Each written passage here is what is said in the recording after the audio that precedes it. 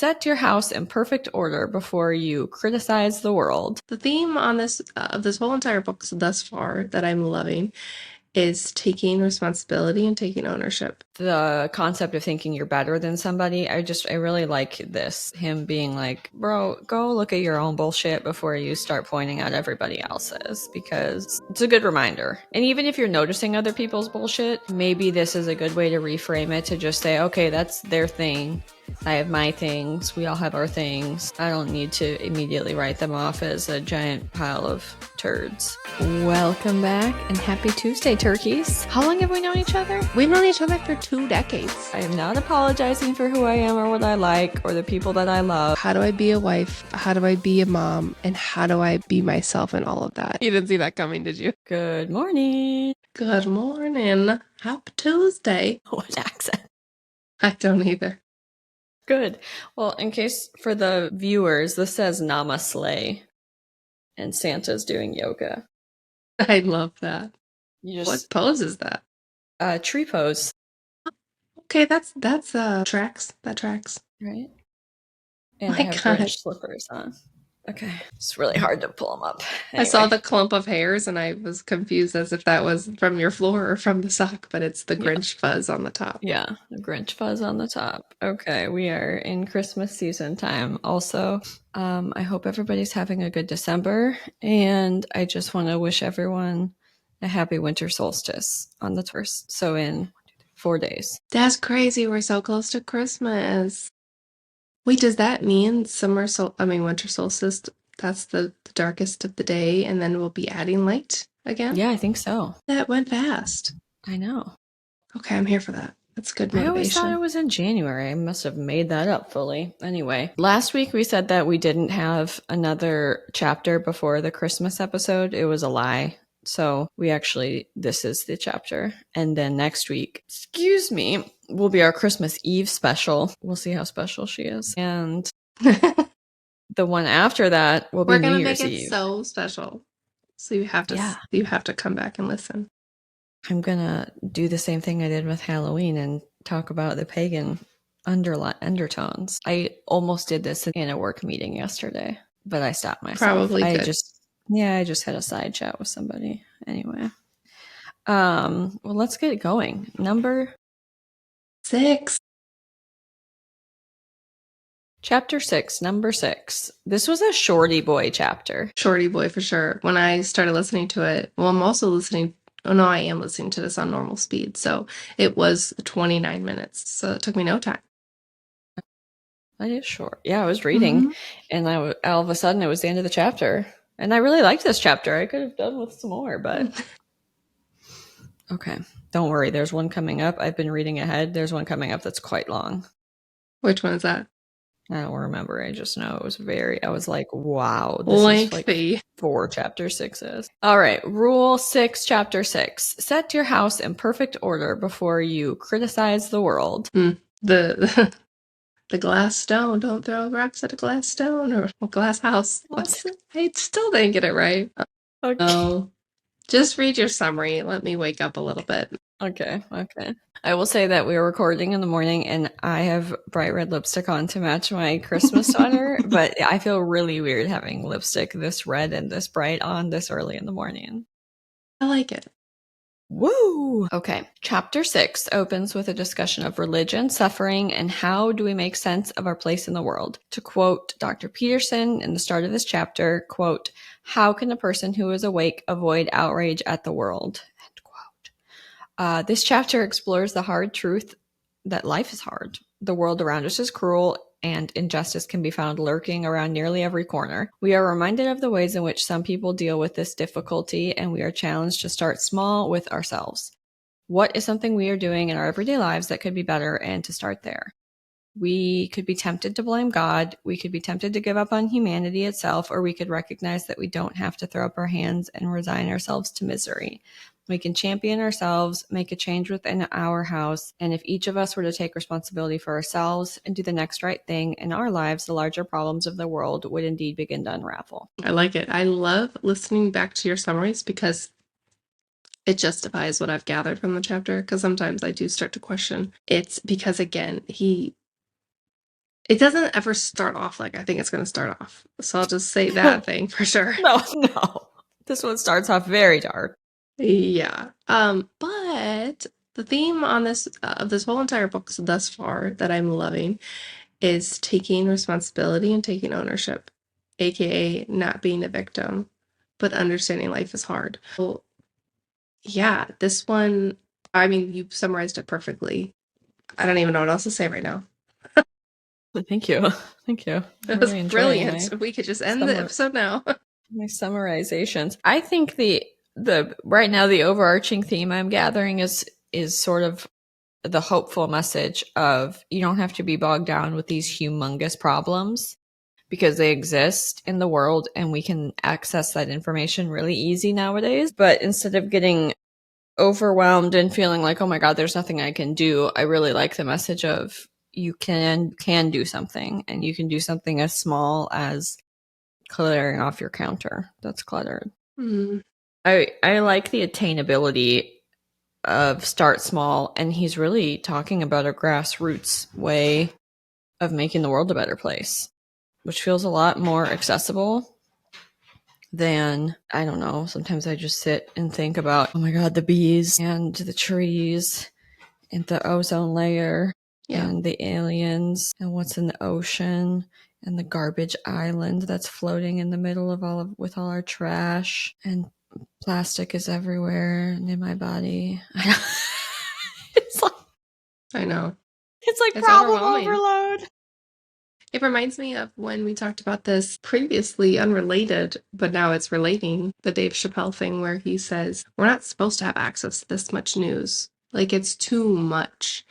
And the world feels very chaotic and divisive and scary and depressing sometimes when you want to look at those facts or those things that are occurring. And then you can get into doom and gloom land versus if you focus on yourself and what you can control and how you regulate yourself and what your house looks like, then walking out into the world, you have a little bit better perspective and you can kind of almost shield that negativity a little bit and be like, I know things aren't perfect. They never will be, but I am okay with where I am. And I know that life is hard, but I'll be okay, you know? Yeah. I also think this chapter is a great reminder of not being so judgy.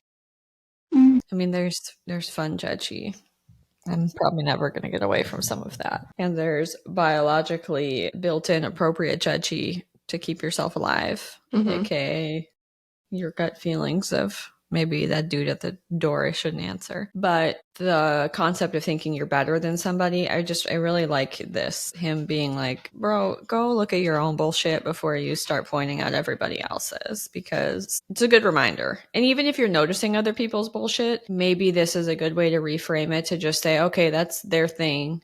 I have my things. We all have our things. I don't need to immediately write them off as a giant pile of turds. And you never know, like if you had their life experience and were walking in their shoes, you can't say for sure that you wouldn't handle it the exact same way they are. Because I know I don't handle situations perfectly by any means. And so if someone was outside looking in onto maybe one snippet of my situation, they'd be like, wow, she sucks or whatever. It's like, well, what would you do in that situation? Like, you can't really say you do anything different unless you've actually lived. Is true. He starts off, we were alluding to him starting off this chapter sort of dark, but he starts off literally talking about, I don't even know how to, he basically starts talking about some of the issues we've had in our country here in America with school disasters. I'm afraid of using any of the even key names or key phrases, catchphrases. But he's basically talking about people who get so negative and such a horrid view of the world that they end up doing these extreme behaviors, and kind of exploring perhaps why, how does that person get there? And, it's obviously on the extreme end, but just sort of him saying maybe the antidote to that is, again, looking at yourself and recognizing that it's hard not to get sucked in by all of the negative things in the world. But it's that whole, you kind of have to do both. You can have misery, you can recognize misery and hopelessness, but still have hope. And he's just kind of exploring, how do we do that, and where does that come from, and what happens if we don't? If you're all hope and no acknowledgement of suffering, you're kind of being a ding dong. It was very interesting, but it definitely started off with a whammy. Definitely a whammy, and it reminds me of when you talk, it brings things to my mind, and that is my conspiracy theories, and I'm not going to say any of them right now. But when you do look at things with a skeptical eye, or you start questioning certain things, it's not to say you live in a basement and have a tinfoil hat on, but there is evil in the world, and there's things that happen because of corruption and power that just make you wonder. And when you go into that rabbit hole, if you jump in and you go pretty deep, it can be very depressing. But in the weirdest way, you almost see God in that, because it's like people say, like, oh, if you're a conspiracy theorist, you must not believe in God. I think it's the opposite. I think if you're aware of things that happen that are just almost incomprehensible, which I'm not trying to get on a rabbit hole, but I'm just going to make this point real quick. It leads me to have more hope, because there is evil in the world, but that also means that there's good in the world, and that there is a God, and there's both. Just again, another reoccurring theme: chaos and order, peace and war. Like, it's just, there's always two sides. Yeah.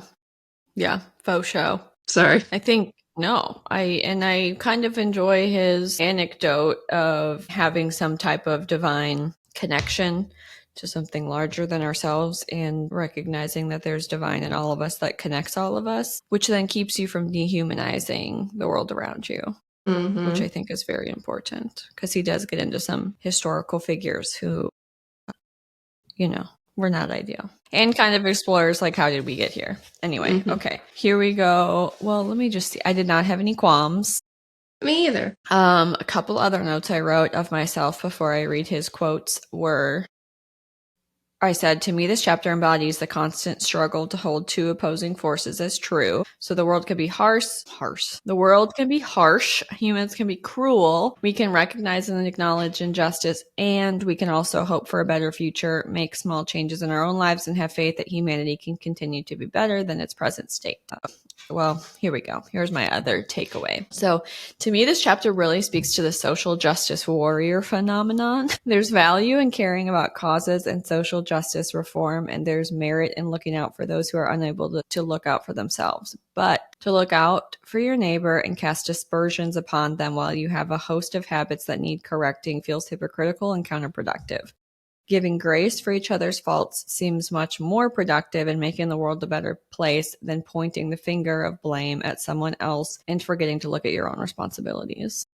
Yeah, that was the perfect way to say, try not to be a victim. Again, that's what I keep gathering from these chapters, is take responsibility and not be a victim, and look into yourself and say, what do I need to change? And I will just jump ahead real quick. I'm not going to read them all, but what I loved was the last part of the chapter where he asks a bunch of questions to ask yourself. I was like, oh, those are really good. So we can read those later towards the end. Yeah. This really just pointed out to me that if your goal in life is to make the world a better place, kind of questioning the means that you're doing that. By trying to yell at people or censor language or chase people around on the internet, like, what is that doing? Would you not be better spending your time by you yourself modeling behavior that you want to see in the world, changing the things that you need to work on? I would argue that not engaging with something, especially online, is a better way to deal with it than to comment, which just pushes it through and further in viewing of people. I think there's a lot of really well-meaning people. I think the direction just got lost a little bit. So maybe course correcting to how can I improve myself and the life for me and the people directly and immediately around me in my life. And if there's a cause I really care about, is there something I can do on a local level to get involved with it as an actual action instead of just paying lip service to ideas? Yes. Yep. Go ahead. I really, just to set the tone again of his chapter, was this question in the beginning where and I quoted it already, but how can a person who is awake avoid outrage at the world? And I think you can't. It's just what you do with it. Yes. Yes. I love that. I had that quote too. I'm going to try not to read. Well, this chapter is short. You guys can deal with it. Okay. So here's another chapter. God, Kaylee, another quote. The desire for vengeance, however justified, also bars the way to other productive thoughts. The American English poet T.S. Eliot explained why in his play The Cocktail Party. One of his characters is not having a good time of it. She speaks of her profound unhappiness to a psychiatrist. She says she hopes that all suffering is her own fault. And the psychiatrist is taken aback and asks why. She has thought long and hard about this, she says, and has come to the following conclusion. If it's her fault, she might be able to do something about it. If it's God's fault, however, if reality itself is flawed, hell-bent on ensuring her misery, then she is doomed. She couldn't change the structure of reality itself, but maybe she could change her own life. That was a good one. I loved that. Yep. I loved that. Because you could blame God and take the extreme atheist approach and what's the point? And everybody that has any type of a religious structure or spiritual belief is just doping themselves from the harsh realities of the world. And sometimes I have this thought where even if I'm wrong, even if there's nothing after this, even if there is no divine anything, even if there is no connection between us, even if all of my spiritual practices are for nothing, the placebo effect is real. Like, I think I'm having a better time of it believing that than not. So even if it boiled down to just having a little bit of delusion or having none delusion, I think that a little bit might be better. I don't even think it's delusion, but Yeah, I mean, it's just what was the word you just used? Drowning yourself in what'd you say, spiritual something? I don't know. Well, I like what you said because you could either immerse yourself into some kind of belief system or belief in yourself versus drowning yourself in like alcohol or drugs or earthly, that sounded very religious, earthly things. But you know what I mean? Like, yeah, would I rather be maybe slightly delusional and have a better positive life that feels meaningful versus thinking this is pointless and everything sucks and the world is on fire, so I'm just gonna mask it by basically being inebriated my whole life and not take responsibility and just, I mean, that's like a sad life to live. Yeah. A good everyday example of this that I always do is if somebody's driving like an absolute banshee down the interstate, I just tell myself, well, maybe they have a medical emergency. Is that true? Probably not.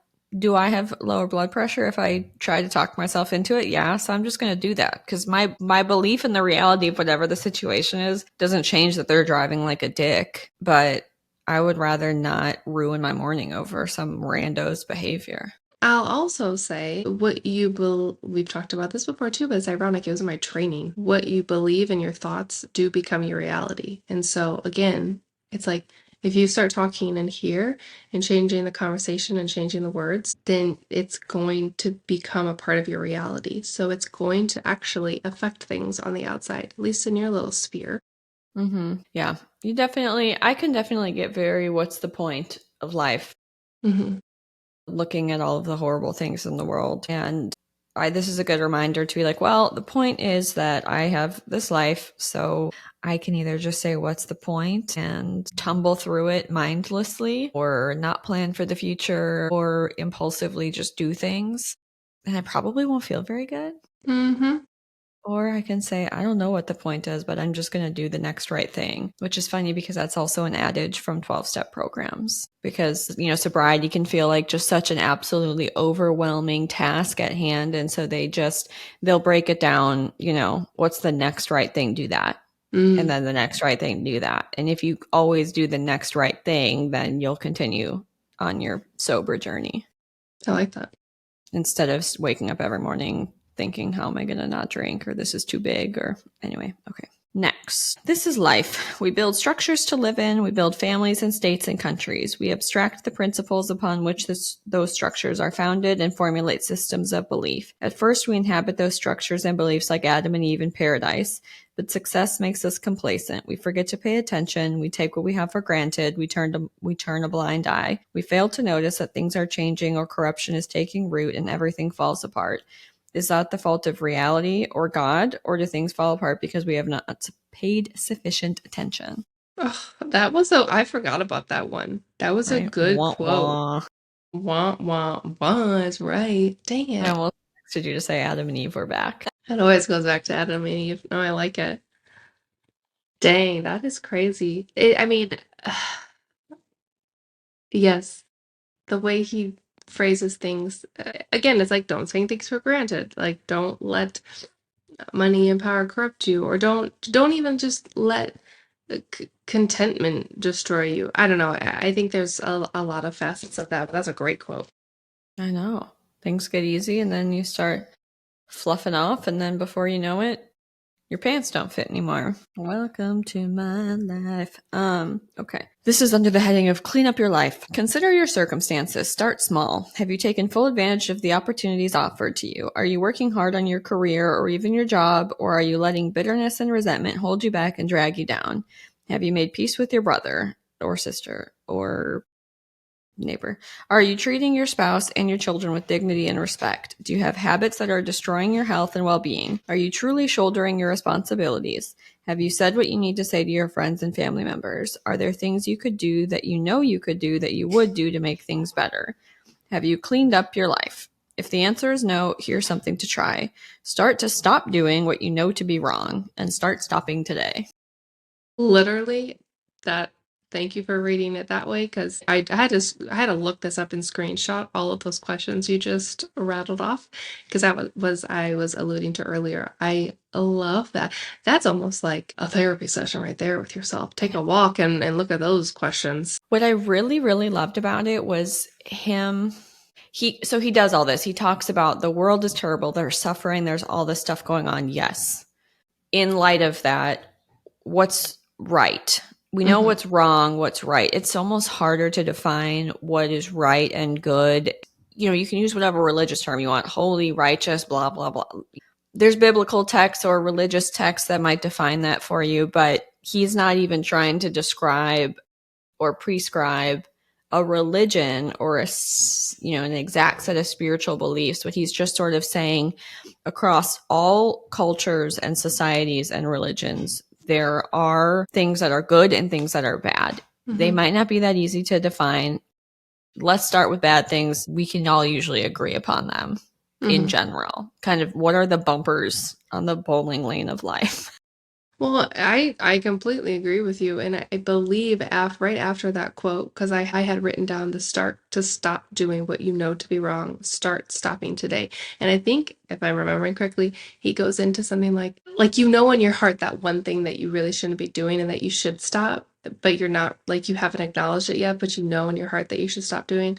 It's like, do you need to have well, this is a bad example, but no, it's not a bad example. This used to be me. I was like, do I need 2 drinks every night after I come home from work? It's not affecting my job. It's not affecting my life. I am not an alcoholic because I can stop at any time. But should I be doing this? No. Do I want to admit that? Not at the time. And then it's like you just start doing things where, like, yeah, I'm not eating healthy. Like I have to change something. Or, it's just those small things, like, inside every time you do them, you're like, whatever. I'm gonna, just one thing at a time, even if it's small. Yeah. And I really did like him saying, listing those things off, because again, it's hard to know where to start. But to me, that was a great summary of how to pinpoint maybe something for you to work on. And I really did enjoy the just stop doing what's not correct. Cause just like you said, and just stop it. Yeah. Just stop one thing, which was kind of interesting. I'm used to always being like, I need to do something, which when you're overloaded, that can feel sort of overwhelming. So it's kind of for me a nice relief to be like, oh, what's a thing I could stop doing? That sounds easy. I'll take it off my plate. Yes, so glad you brought up that point. I love that point so much because it's less overwhelming. It's actually less off your plate. But then I was just looking over these questions again, and it's like, have you taken full advantage of the opportunities offered to you? Like, you've already read all these, but it reminds me of, like, people who are, like, upset at work or like unhappy in a marriage or whatever it is. It's like, well, are you unhappy because you're not putting in the maximum effort? Because, like, if you put in the maximum effort, things probably would be different. You can't be mad at getting a B when you know you could have worked 2, 3, 4, 5 times as hard to get an A. You know what I'm saying? So it's kind of looking at that and being like, can I really be mad at me getting this not so good grade or whatever the scenario is when I know in my heart that I didn't actually try very hard or that Right. I didn't put in the maximum effort? And even if you think you did the maximum effort and you get a B and you're pretty sure that it's because your teacher is judging you or being biased or whatever, did something unfair, Mm-hmm. that can be true and you can acknowledge that's true and you can still say, well, what could I do better next time? Because again, you could just blame it on the circumstance and say it's the teacher, they're, whatever, Mm-hmm. whatever bias. Fine. And again, that could be true. But if that's all that you do, then you haven't improved. Why not take it Mm-hmm. as an opportunity to just say, well, what can I do better? What's my part? And keep trying. Because to me, I think that just, again, it makes you a better, more productive person. You're not disregarding the fact that there might be bias or there might be injustice in the world. You can say, yes, that's true. And I'm still going to continue to grow and change as a person. I think ultimately that's a bigger punishment Mm-hmm. to the Yeah, world. I 1000% agree. I have one more quote at but you can go ahead. Okay, we'll see if I grabbed yours. I have a couple left and then we're done with the chapter. Okay, you can use your own standards of judgment. You can rely on yourself for guidance. You don't have to adhere to some external arbitrary code of behavior, although you should not overlook the guidelines of your culture. Life is short and you don't have time to figure everything out on your own. The wisdom of the past was hard earned and your dead ancestors may have something useful to tell you. I like that.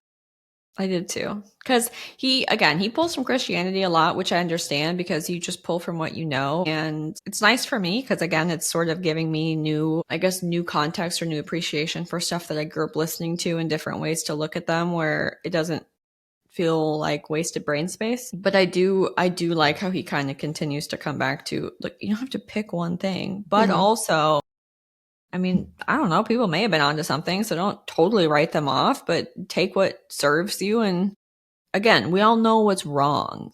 We know it is not the right thing to do. Mm-hmm. So we can start there and then we can sort of build out our own framework.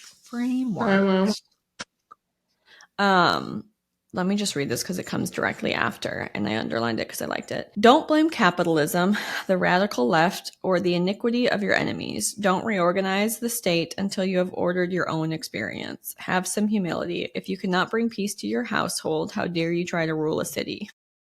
Mm-hmm. Mm-hmm. It's a very good point.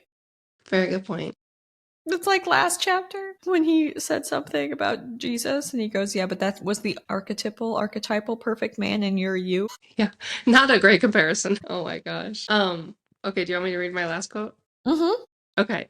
This one was like, again, a little gut punch. And it's a very simple one sentence. Well, it's two sentences. Maybe it's not the world that's at fault. Maybe it's you. I mean, not saying the Rude. world's not at fault, but maybe the current circumstance is your fault, not the world's. Which probably 8 times out of 10 it is. Right? This goes back to AA again because that's their big thing with their inquiry of every time there's something that happens, what's my part? Mm-hmm. Yep. Just constantly battling, I think, the natural human desire to put everything else on everybody else, just making yourself do that inquiry.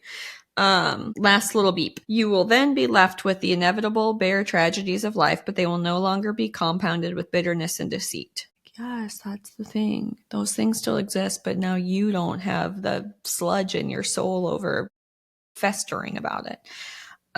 Perhaps your uncorrupted soul will then see its existence as genuine good, as something to celebrate even in the face of your own vulnerability. Perhaps you will become an ever more powerful force for peace and whatever is good. Perhaps you will then see that if all people did this in their own lives, the world might stop being an evil place. After that, with continued efforts, perhaps it could stop being a tragic place. Who knows what existence might be like if we all strive for the best? Who knows what eternal heavens might be established by our spirits, purified by truth, aiming skyward, right here on the fallen earth. And then again, as he does, set your house in perfect order before you criticize the world. Mm. It's a perfect way to end it. That I was, know. yeah. It's so Yeah. hopeful. It's so hopeful It and nice, is. even though it's quite stinging in moments. I was gonna say it's like a Sour Patch Kid. First they're wait, what is it? First they're sour, then they're sweet. It's like tough love Jordan Peterson Papa coming to town. Like, and we need to have a sit down and conversation. I'm gonna tell you how it is, and you're not gonna like it, but it's good advice and it's gonna help you, my love. Yeah, it's, eat your peas. Except I don't even know if peas are that good for you, but that principle. In my case, it's don't eat the cookies. Yes. Ooh, remind the people well, we'll do chapter 7 after Christmas and New Year's, but what is chapter 7 to look forward to? Okay, real quickly. It is pursue what is meaningful, not what is expedient. Ooh. And be excited. Also, our tip for this week is Christmas is almost upon us, and a lot of us out here, especially I feel the women's and the moms that I know of the world, are like, I don't know, I don't need anything, I don't want more stuff. Bitch, just ask for a massage. Yes. That's the perfect gift.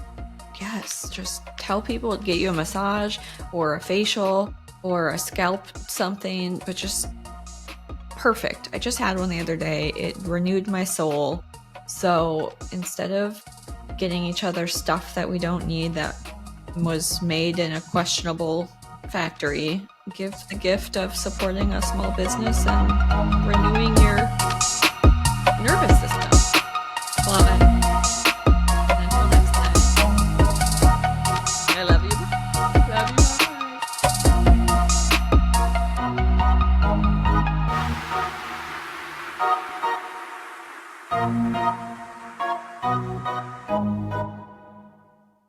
Love you, bye.